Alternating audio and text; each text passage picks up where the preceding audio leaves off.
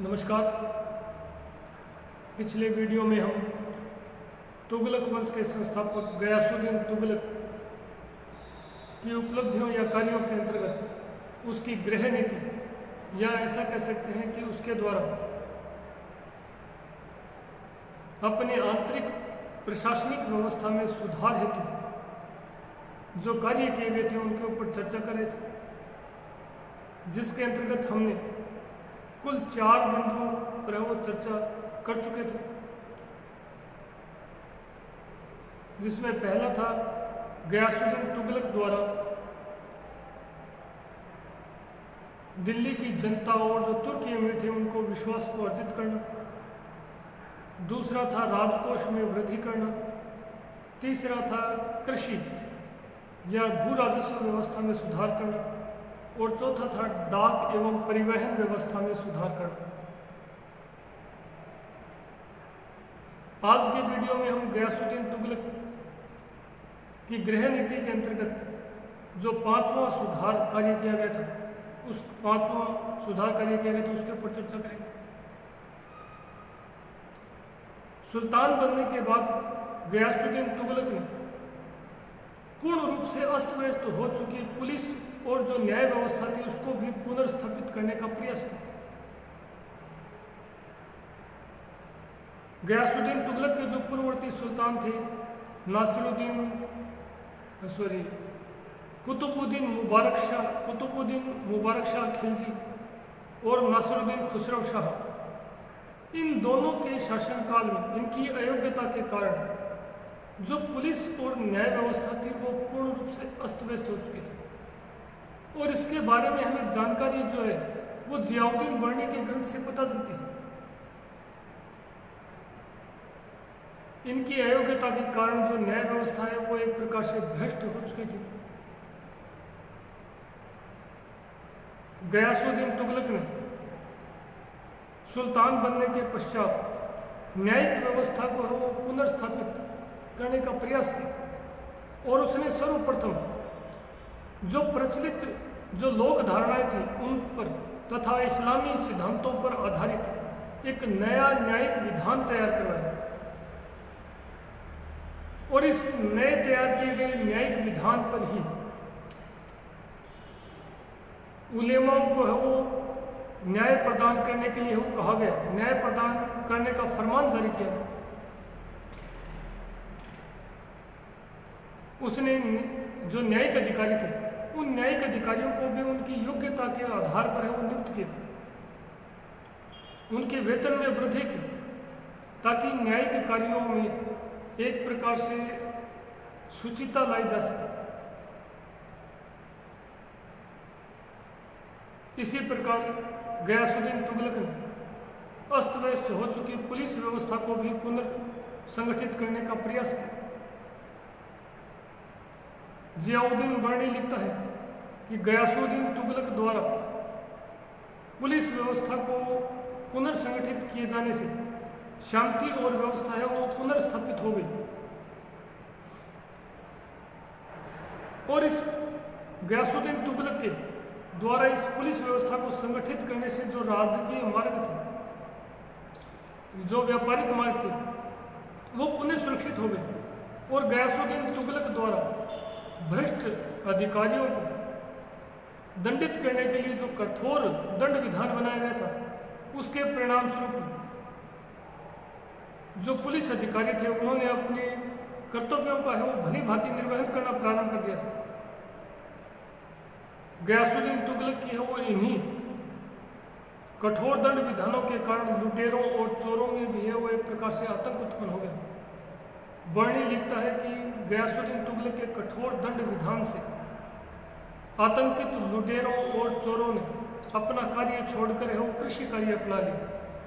इससे पता चलता है कि गयासुद्दीन तुगलक पुलिस और न्याय व्यवस्था को वो पुनर्स्थापित करने में सफल रहा था।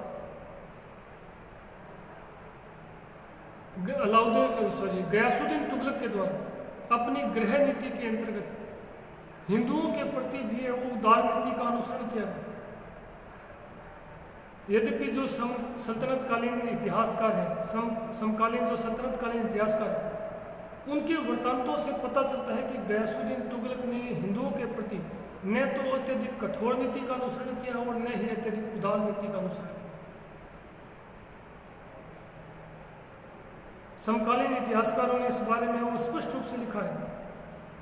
गयासुद्दीन तुगलक ने अपने अधिकारियों को निर्देश दिया था कि भूमि कर व अन्य करों को वसूल करते समय हिंदुओं के साथ ऐसा व्यवहार किया जाना चाहिए कि वे न तो अत्यधिक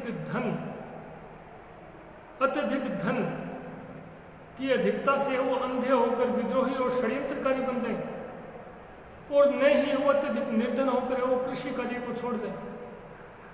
यानी उनसे धन या अन्य करों की वसूली करते समय इस बात का ध्यान रखा जाना चाहिए कि उनके पास न तो धन की अधिकता हो और न ही वो अत्यधिक निर्धन हो जाए।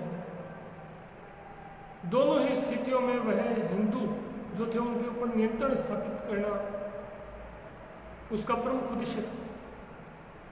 इस प्रकार गयासुद्दीन तुगलक ने हिंदुओं के प्रति एक प्रकार से मध्यम मार्ग का अनुसरण किया, मध्यम प्रकार की नीति अपनाई, न तो अत्यधिक कठोर और न ही अत्यधिक उदार। इसी प्रकार गयासुद्दीन तुगलक ने वो जो अपाहिज थे, असहाय थे, अति निर्धन वर्ग थे, उनके लिए दानशाला भी स्थापित करवाई जहां उन्हें भोजन वस्त्र आदि उपलब्ध करवाए जाते थे। इसी प्रकार उसने वो जो विद्वान उलेमा थे, साहित्यकार थे,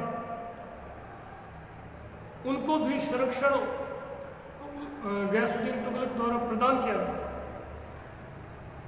गयासुद्दीन तुगलक ने समकालीन सुप्रसिद्ध कवि और इतिहासकार, साहित्यकार अमीर खुसरो को वो 1000 टन का वार्षिक पेंशन प्रदान करने के आदेश दिए थे, जिससे पता चलता है कि वो अपने व्यक्तिगत जीवन में कला और साहित्य के प्रति भी अत्यंत उदार था और उसने अनेक विद्वानों को वो संरक्षण भी प्रदान किया था।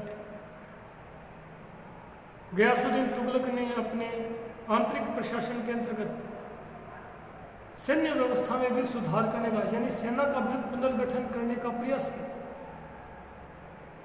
गयासुद्दीन तुगलक के जो पूर्ववर्ती सुल्तान थे मुबारक शाह खिलजी और नासिरुद्दीन खुसरो शाह, उनके समय सेना में वो अनुशासनहीनता अत्यधिक बढ़ गई थी। नासिरुद्दीन खुसरो शाह ने तो सेना का समर्थन प्राप्त करने के लिए पैसा है वो पानी की तरह बहाया था।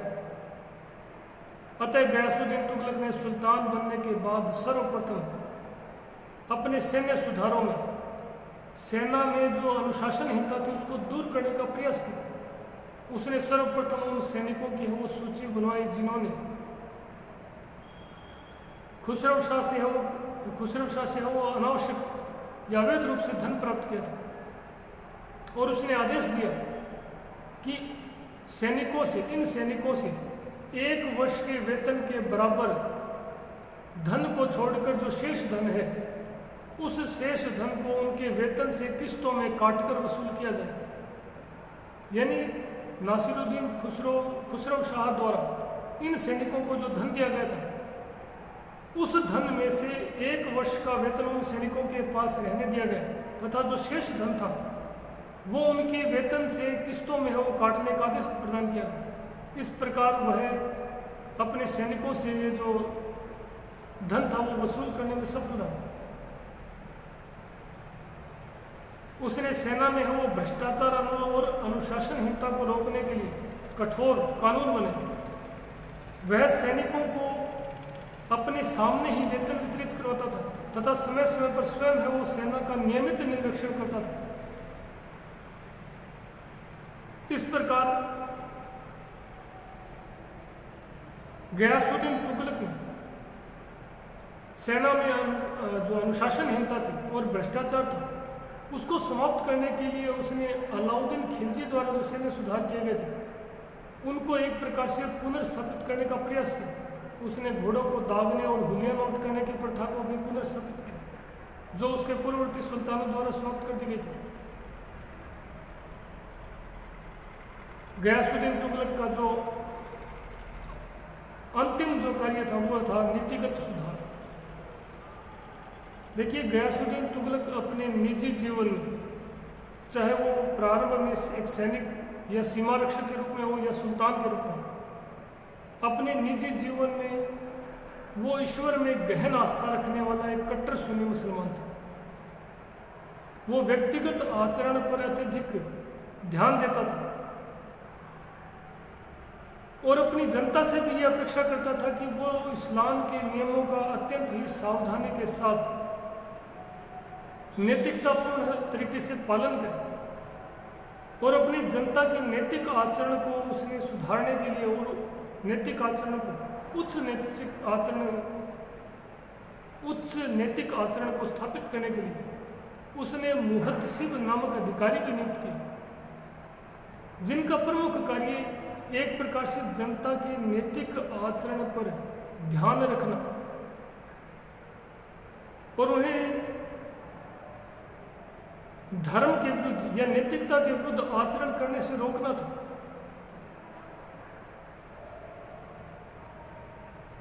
इसी प्रकार गयासुद्दीन तुगलक अपने निजी जीवन में मद्यपान, व्याभिचार, संगीत, नृत्य आदि को भी अधिक महत्व नहीं देता था।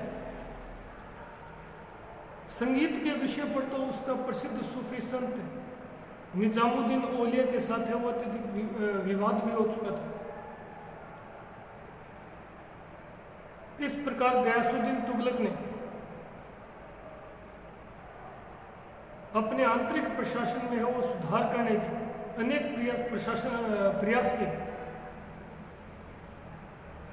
यद्यपि वो महज 5 वर्ष ही शासन कर पाया था, किंतु उसने अलाउद्दीन की मृत्यु के बाद जो सल्तनत काल की जो प्रशासनिक व्यवस्था थी वो जो डगमगा रही थी, अलाउद्दीन की मृत्यु के बाद डगमगाती सल्तनतकालीन प्रशासनिक व्यवस्था को पुनर्स्थापित करने के साथ साथ उसने सुल्तान पद की शक्ति और प्रतिष्ठा को भी पुनर्स्थापित करने का प्रयास किया, जिसमें वो सफल रहा। अगले वीडियो में हम गयासुद्दीन तुगलक की सामरिक उपलब्धियों के बारे में चर्चा करेंगे। धन्यवाद।